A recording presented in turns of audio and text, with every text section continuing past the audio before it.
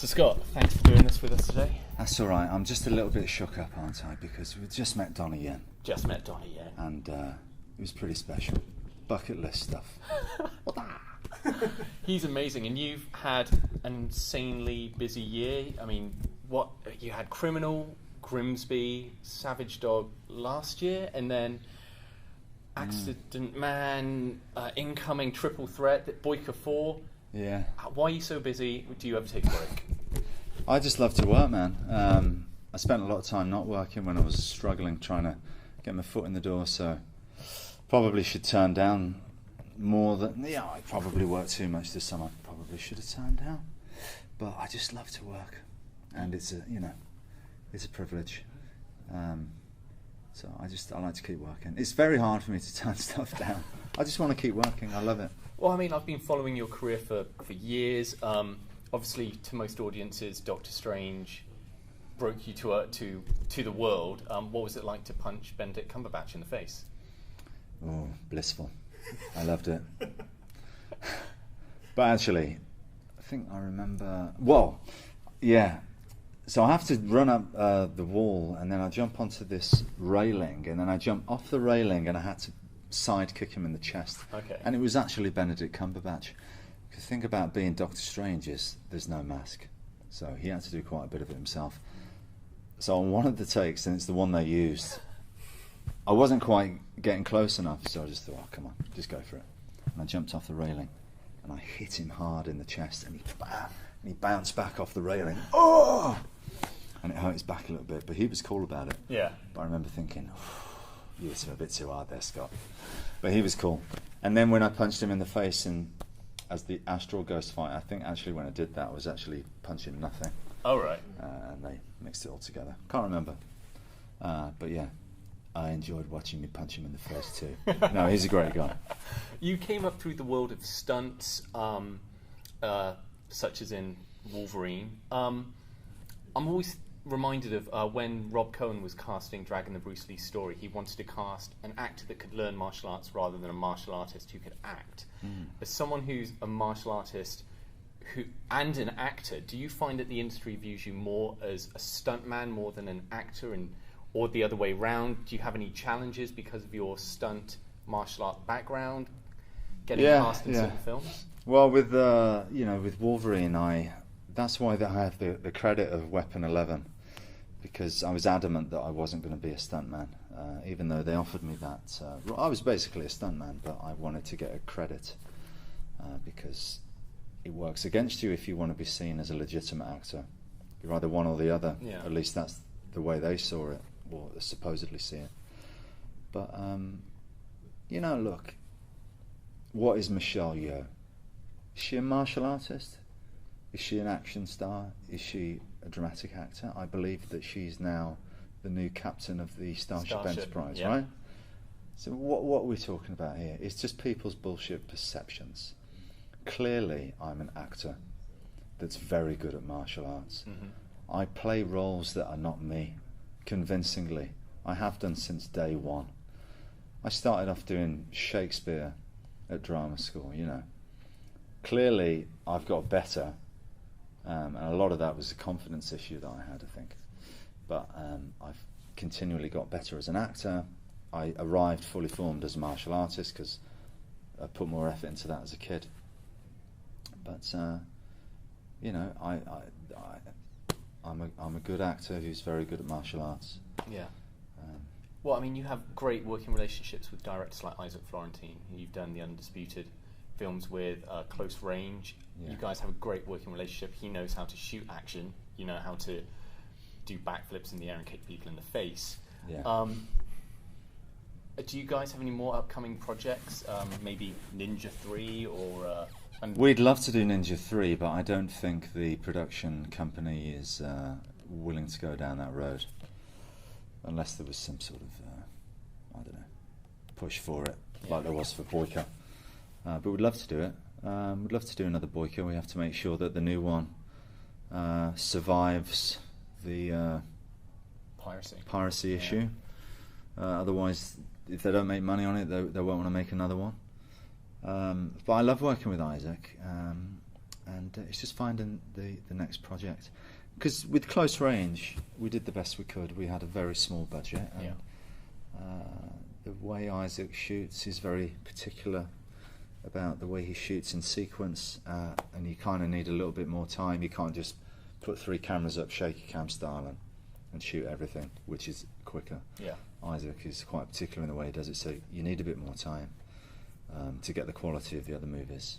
That's a 6-week shoot for Ninja 2. So, you know, with the way the landscape is now, with the budget for films, it's difficult. But, you know, we're trying to. Hollywood is also determined to remake The Raid. They got Joe Carnahan, and Gareth Evans has always said he's a big fan of yours, and he's going to be executive producing it. Yeah. Has your name been mentioned in regards to that? Because if they're going to do the whole, you know, SWAT team under fire, there's going to be. From what I've seen of the interviews, I did listen to an interview with Carnahan and Frank Grillo. Yeah, because Frank Grillo's in it as well. And his vision, from what I could gather, reading between the lines, is to make it very realistic.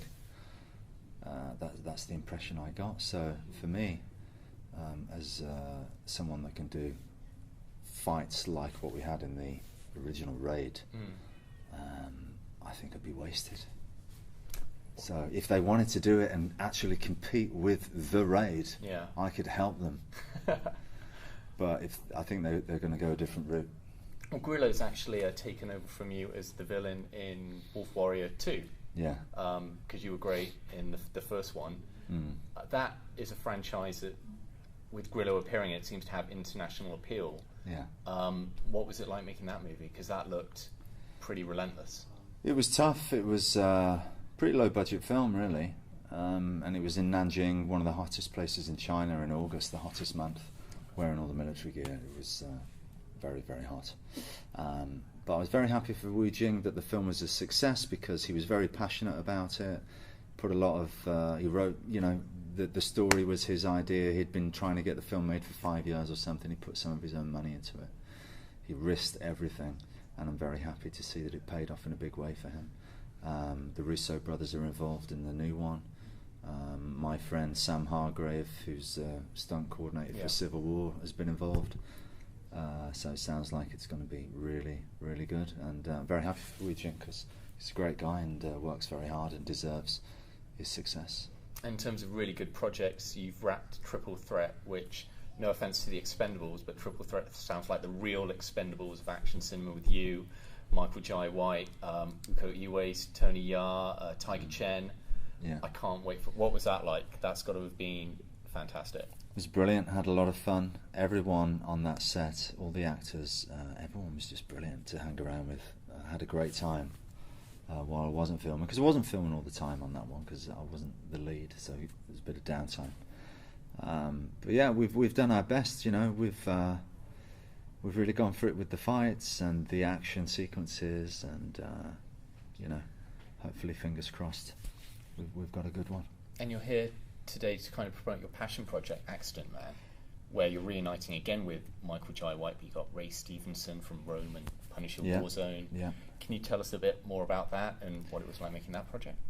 First of all, Ray Stevenson is excellent in the film. He is a brilliant actor, and what he's done with this character is, I can't remember him doing anything like this before. He gets to play him in 2 stages as well, a younger version of himself, and it's brilliant what he's pulled off. We're very lucky to get him.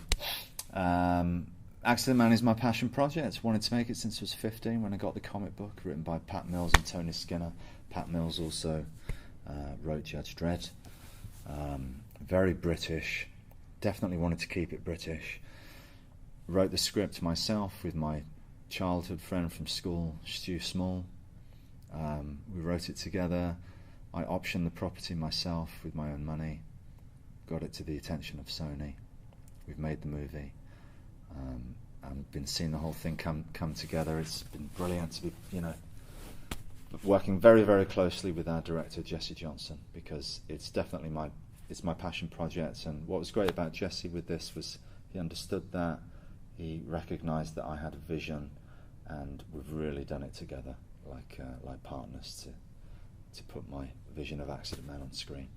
And got some great action in it. It's very British, which was very important. I wanted to shoot it in London, and it's very dark humour, lots of comedy, and it's very different. It's very, very different. Certainly very different to anything I've ever done. But, you know, it's all from this sick, deprived mind. So it all makes sense. When you see the movie, you'll see what I'm talking about. It's a little bit twisted. But I'm really happy with it. I mean, listen, it's my vision. I just hope everyone likes it as much as I do. But I'm really loving it at the moment. Our composer, Sean Murray's doing a fantastic job with the music. It's 80s retro style, you know. Oh, awesome. Yeah. Everyone likes a bit of 80s music, synth stuff, John Carpenter style stuff. And everyone's been delivering the grading, and Tim Mann, the fight coordinator, Michael J. White and Ray Park doing fight scenes with them, and Amy Johnston. Incredible to see her move. I could go on. She's currently doing a female version of Bloodsport, isn't she? Yeah, Lady Bloodfight, right? That was made a few years ago. It's just been released. But she's fantastic. Yeah, I'm really excited about it. And where next? I mean, I want to get a theatrical release for this film. Yeah. It deserves it. I'm telling you, it deserves it. So fingers crossed. Well, hopefully, you know, Doctor Strange and a lot of the other films will give you enough clout. I mean, it's just a risk in this day and age, you know. Who's in it? Yeah. You know, you've got to put 10 million in marketing. We'll see. It deserves it. Here's what you need. I'm going to tell you, Scott. You tell me. Eco needs to get you into Star Wars, or I'm Tony not sure needs to get Eco you into can. Fast and Furious, I'm not sure or you Tony need to can do become that. James Bond. Who's going to? Barbara? Barbara, we can Are get you Barbara listening? on the line. Yeah. Yeah. Listen, it's these Hollywood executives that need to take notice. They always kind of ignore me. They do. It's outrageous. I don't know what it is. Do you know? Couldn't even get on the poster for Expendables 2. What the hell was that about? Have you heard how Jean-Claude Van Damme got his big break? Yeah, I did the kick over The Menachem kick. Golan's head. Exactly. Maybe you just Yeah. need to do that to Barbara Broccoli. Do Yeah. not do that to But Barbara Broccoli. I'm English. I can't be as pushy as those European types. Yeah. Scott, thank you so much. Thanks, mate. All right Cheers. then. The Cosmic Shed, Science fact. Science fiction. and everything in between.